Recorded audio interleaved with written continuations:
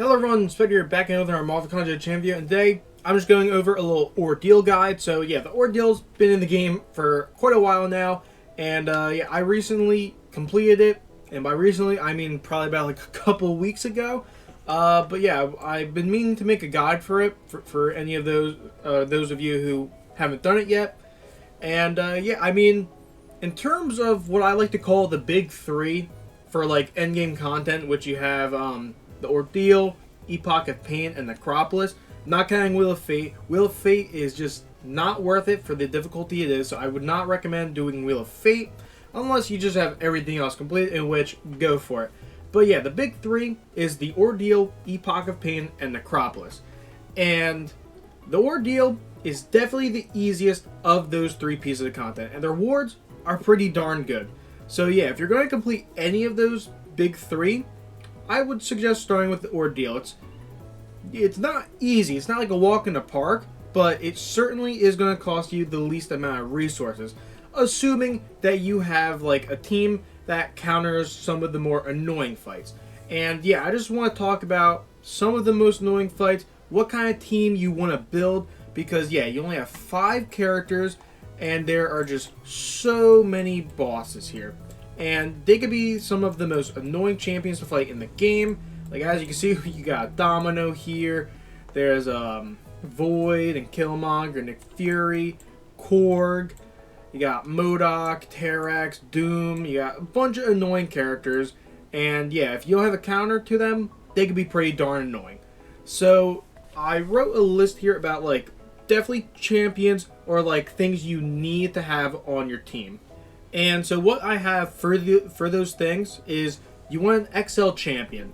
This will make the Doctor Doom fight a lot more easier because he has size matters. Now you don't necessarily need an extra large champion, but there are many extra large champions in the game, so you know you could probably have one in here and he could cover a lot more stuff.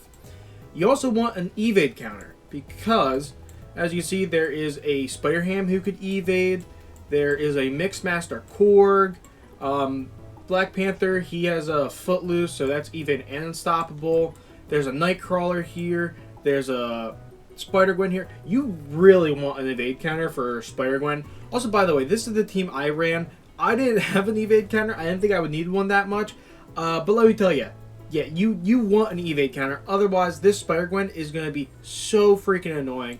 And just having an evade counter just makes so many other fights a lot more easier. And then, yeah, Domino evades, but that's not the worst fight in the world. She has Power Shield. This Domino is actually not that bad compared to other Dominos, but I would definitely still recommend having a champion who is immune to ability accuracy reduction, which is also on the list. So, yeah, along with the evade counter, you want someone who's poison immune because of this abomination right here. So yeah, you want an abomination counter, and then yeah, that's really the only champion you have to worry about for poison immune. But yeah, if you have a poison immune, that abomination is not going to be fun, and you might have to restart unless you just want to unit man it. You also want an armor break champion because we have a Killmonger down here, and yeah, if you don't have an armor break champion, that Killmonger fight is going to suck. Another fight you're just going to have to unit man. Now, all of these fights are unit manable. There's really no fights in here where, you know, it's just going to be a brick wall no matter what you can do. Again, you probably don't want a unit man thing, so you want to make sure you have these counters. And then, yeah, after the armor break, I said you want an ability accuracy modification immune champion. So, you know, a lot of tech champions in here. I used Lady Deathstrike for that fight, and she was very useful against this, what's it called? This Weapon X. I used her against Nightcrawler. She didn't do too bad against Nightcrawler, even though she doesn't counter evade.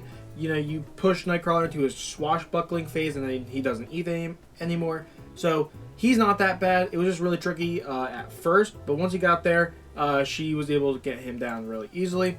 And then she also did this APOC. So yeah, Lady Deathstrike was pretty good for this. But yeah, now that we got down what you need, which again, you want an XL champion, an evade counter, a poison immune champion, an armor break champ, and you want someone who's immune to ability accuracy modifications for that Domino.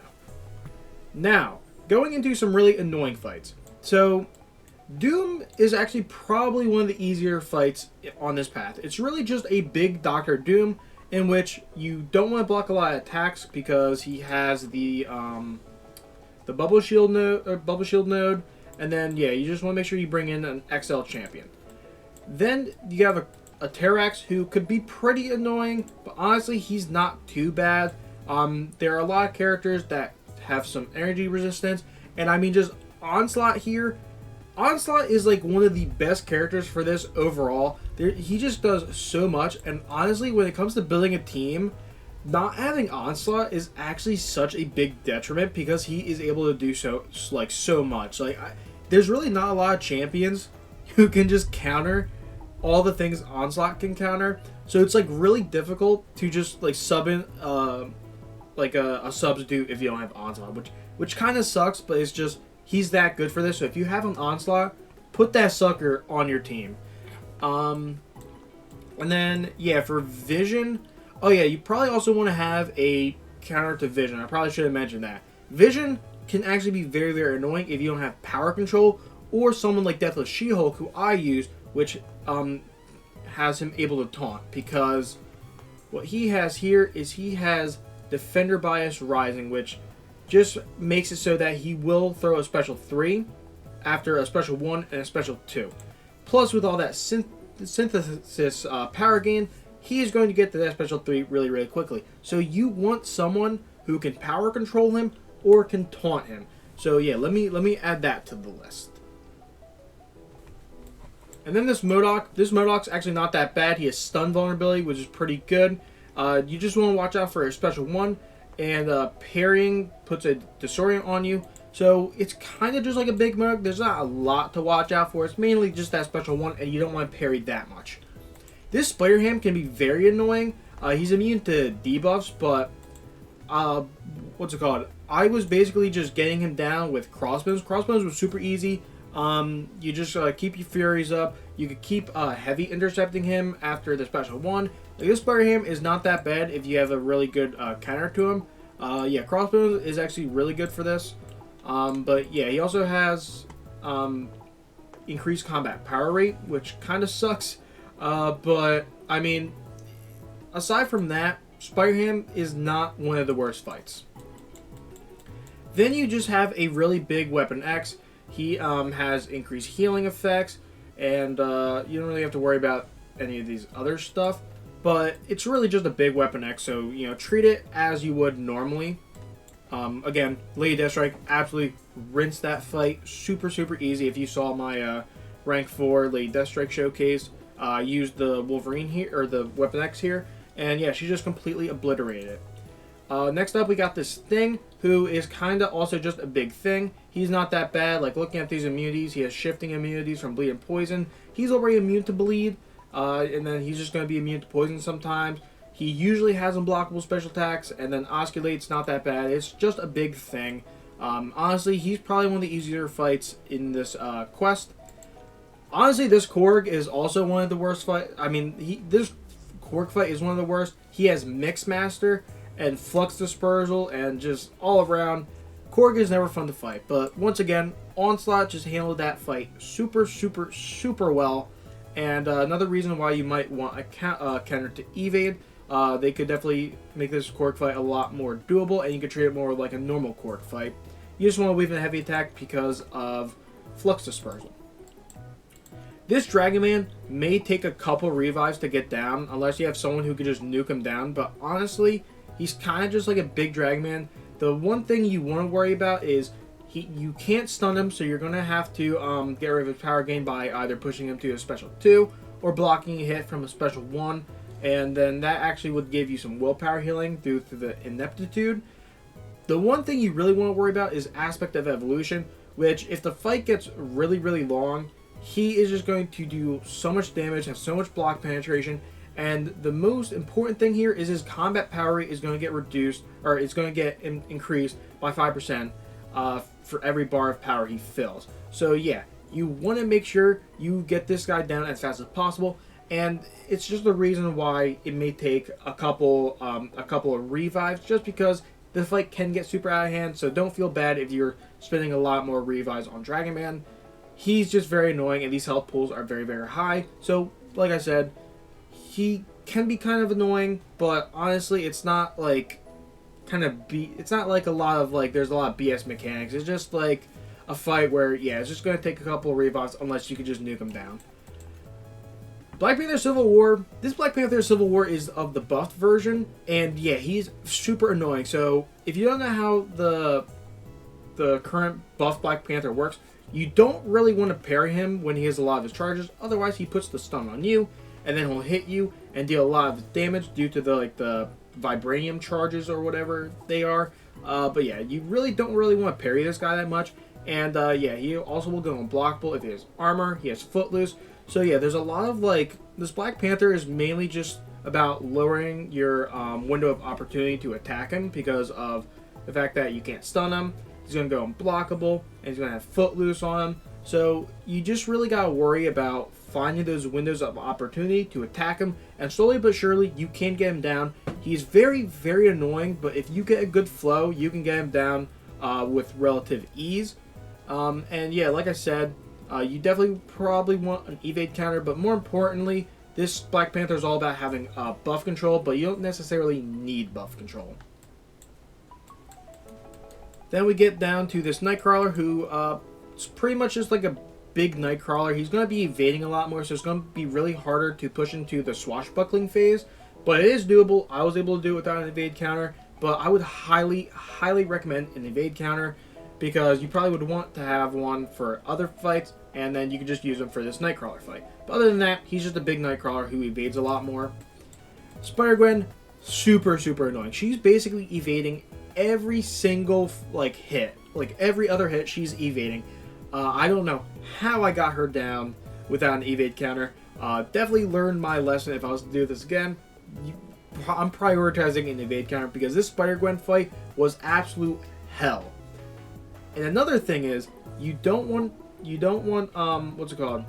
You don't want to hit her while she's stunned because you got this one-eyed open yeah, you got this one-eyed open node. And, yeah, that just makes it so if you hit her while she's stunned, she deals damage back to you. So that counters one way to counter evade, which is to stun. So, yeah, you can't really do that. Not only that, but they're going to be immune to stun, and then they can inflict the stun onto you if you inflict it onto them. Really, really annoying. So, yeah, this Spider-Gwen can be very, very annoying. One of the worst fights on this path if you don't have a proper counter. Domino, this Domino is actually not that bad. She has Power Shield, and so that honestly could make any fight that much more easier, no matter how bad it is. But it's still a Domino, so you still want to have someone who is immune to ability accuracy reduction. Otherwise, you're just going to be taking a ton of critical failure damage. But yeah, this Power Shield is going to help you blitz through this Domino. Honestly, this Mojo fight is also pretty annoying. He's kind of just like a big Mojo, but you're just going to have so much more degen damage. He's just going to be gaining all of his, you know, every 20 seconds Mojo completes his current prompt, which is going to give him a lot more charges. So yeah, this is just a big Mojo. You want to get him down as fast as possible. But yeah, this fight is honestly a slog. I don't really know what you could do against this unless you bring someone who has like some degen resistance. And then yeah, we get on to Immortal Abomination, who, like I said before, you want someone who is immune to poison. And then honestly, the rest of the fight's not that bad. Another fight that's not that bad is Apocalypse. Kind of just like a big Apocalypse. You know, like treat him as just a standard Apocalypse. He has a couple things that make him slightly more annoying, but honestly, I didn't really run into those as like factors. So yeah, I mean, you probably just don't want to bring a robot champion due to coolant leak. But honestly, like I said, Apocalypse surprisingly was not one of the worst fights on the path, and I was able to actually solo him with a Lady Deathstrike. This Sasquatch, again, is also another fight that's not that bad. It's really just a big Sasquatch. However, you need to have someone that can handle his regeneration, which a lot of champions can if you have the Despair Mastery. So yeah, a lot of little things to watch out for, but usually you don't have to worry about them. But yeah, his healing is something you want to watch out for. And then Life Cycle is usually annoying, but there's definitely a way to get around Life Cycle. Like, you want to get to your Special 3, knock him down with a heavy attack, and then launch Special 3, and then you can kill him. So Life Cycle, not that bad. Okay, now this Killmonger. This Killmonger is definitely one of the fights where you want to have a proper counter to him. He has, not only do you want someone who has armor break, but also polka dot power. So polka dot power makes it so that you can't gain power unless they have a damaging debuff applied to them, in which you will get power over time. So yeah, not only do you want to make sure you have an armor break character, but you have to make sure that they can either apply damaging debuffs to him so that they can get enough power so that they can put an armor break, or they just put an armor break without needing special attacks. Alright, this Void fight super annoying. He has power shield, which is really good, but he also has long distance relationship, which could be pretty annoying. So I use Crossbones since he was able to shrug off debuffs most of the time, and then he just had hard hitting special attacks, which is pretty good. But yeah. Void can be very annoying, taking a lot of BS damage from that long distance relationship, but you can get him down relatively fast with Power Shield. So Void, he's not the worst fight, but he can definitely be annoying, and he may cost you a couple potions or revives. Now this Nick Fury, he's kind of just a big Nick Fury. Like, yeah, Lionheart and Vigor, but I'm gonna be honest, they didn't really, it wasn't that big of a problem. You just get Nick Fury down to his life and consume his life model decoy, and then he just goes down to 30%, and then you can just get down that last 30%. It's kind of just a big Nick Fury. Where is Deathless Thanos? There he is. Alright, now we got Deathless Thanos. So Deathless Thanos was actually super annoying. He cost me the most revives, which makes sense, he's the final boss, but I have seen people like able to cheese him with Onslaught, which you are able to do if you can like just stack on as many degens as possible before that last phase. But like the last phase is such a ball ache to complete, especially if you like just going in, you keep going in and in and in, because he has like the touch of death thing, which like instantly kills you if he touches you, even through the block. So that was a very annoying to deal with. You also gotta make sure you intercept him, but I was having a very passive AI, and he would just kind of stand there as he gains all like power all the way to a special 3. So yeah, this fight definitely could be really annoying, and this could potentially be the most frustrating fight of all if you're just not used to fighting this Thanos, or if you just are very unlucky and you get a passive AI. He can be very annoying, but other than that, there's not much else to say. He's just kind of like, you know, the final Deathless Thanos boss. It's very annoying. He doesn't have the same mechanics as the playable Deathless Thanos, but he has the same animations. So yeah, with that said, let's go over the things that you want to have. So, with all that being said, you want to have an XL champion. You have an evade counter. You want to have a poison immune champion. You want to have ability accuracy modification immune champion. You want to have a taunt or power control champion for vision. And then another thing is, going back to that Sasquatch, you want to make sure you have some way to mitigate healing. This can make that Sasquatch and the Weapon X a lot more doable. But you could probably easily have a counter to that with the Despair Mastery. So yeah, with all that taken into consideration, have fun building your teams. Honestly, there's just so many fights here, like so many complex fights here.